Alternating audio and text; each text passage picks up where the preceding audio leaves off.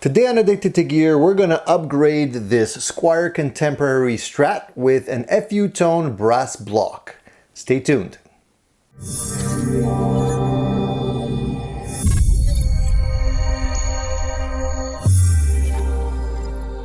Hey everybody, welcome back to another episode of Addicted to Gear. Today we're going to be making a good guitar even better because we're going to be taking this Squier Contemporary Strat in beautiful red that I actually have a full review on, by the way, and I'll post a link up above. We're going to be taking this guitar today and we're going to be installing an FU tone brass block into it. For those of you who are not familiar with the brand FU Tone, you can check out their website. I'll put the link down below. Basically, they're a one-stop shop for all kinds of accessories that you can use to upgrade or mod your guitars and give them better tone. And today I'm going to show you exactly how to do the installation. In case you're interested in doing this for yourself, it's a relatively easy mod. Should take about half an hour or so, maybe a little longer if you take your time. And it's a very painless and easy to do, and it's also reversible. So if you find that you're not getting better tone for whatever reason, which I doubt, you can revert the mod back to the original without too much hassle. After this video, I'm going to do a comparison video between this Contemporary Strat, the red one with the modded block, and the white one, which is basically stock. And we're going to be playing some sound clips comparing the brass to the standard block that comes with the guitar, so that I can let you hear whether or not there is an actual noticeable difference between the two. So I'm going to post that video once it's available. I'll put the link up above, so you can click on it and see for yourself. So without further ado, let's put this guitar on the workbench and start the process. The actual block doesn't come with any written instructions, but there's a whole bunch of videos on the website explaining how to do it. So if you're not sure, you can refer to that and make sure you're doing the right thing. So let's start off by opening up the rear panel here.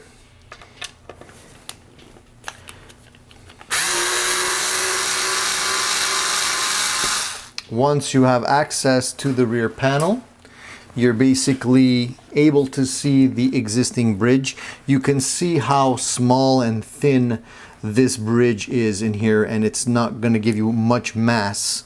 So what we want to do at this point is remove the springs. If the springs are loose enough, you can just take them off quite easily with your fingers. If not, you can use a pair of needle nose pliers, but in this case they come off quite easy.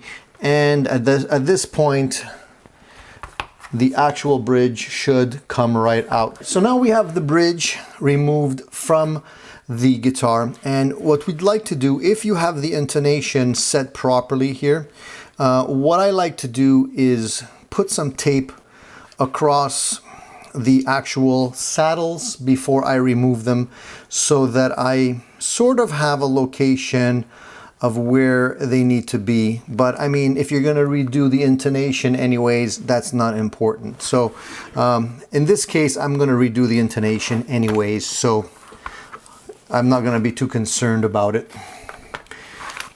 You want to make sure when you remove the springs and the screws that you put them aside and don't lose any of them. Otherwise, you're going to be stuck and you won't be able to put it back together the way it should be.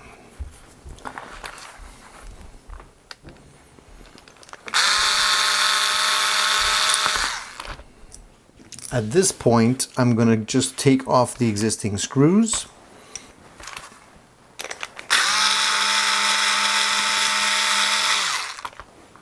And there you basically have the plate. You want to keep this aside. This is the old block. Let's break out the scale here. Okay, so the new FU Tone brass block weighs about 304 grams. 304 grams would be 10.70 ounces. And the old one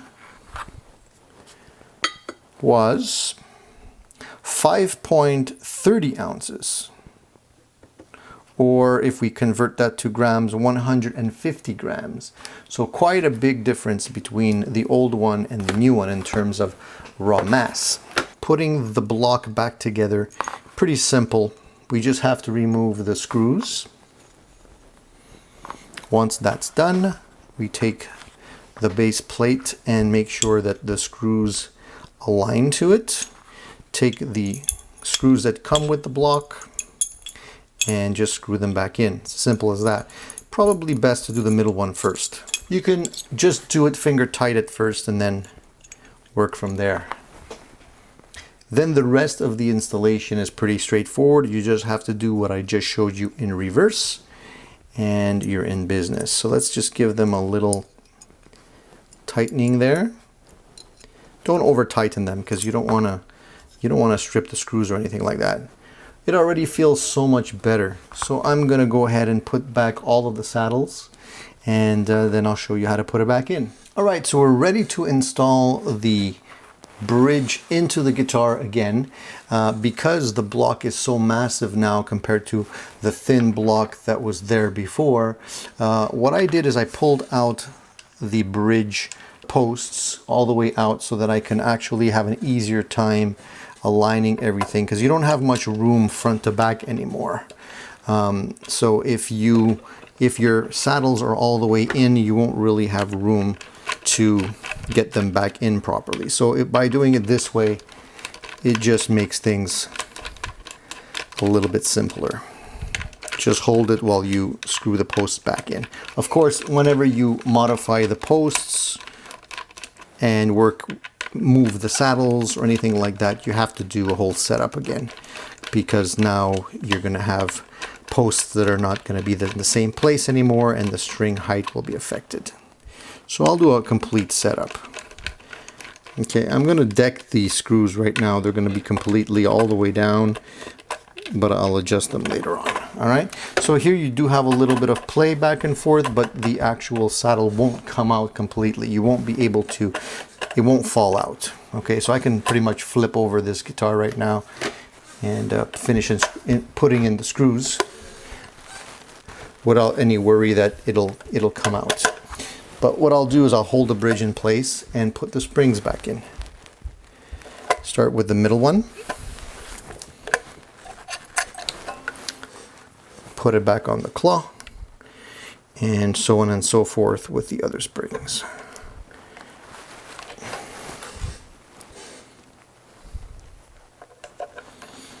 And once they're all back in place, we're ready to put the back panel back on, and that's pretty much it. The entire process doesn't take much time. It's pretty simple to do. I think the longest part is actually removing the strings. I'm going to put the strings back on this guitar for the sake of the sound test. I want it to be the same. But in some cases you might want to actually replace the strings while you're at it. Right, so there you go. You can see that we have access to the holes here. So that's good. That's what we want to see. You don't want to have zero access, because you want to be able to put the strings in there, and you can do that. So that's perfect.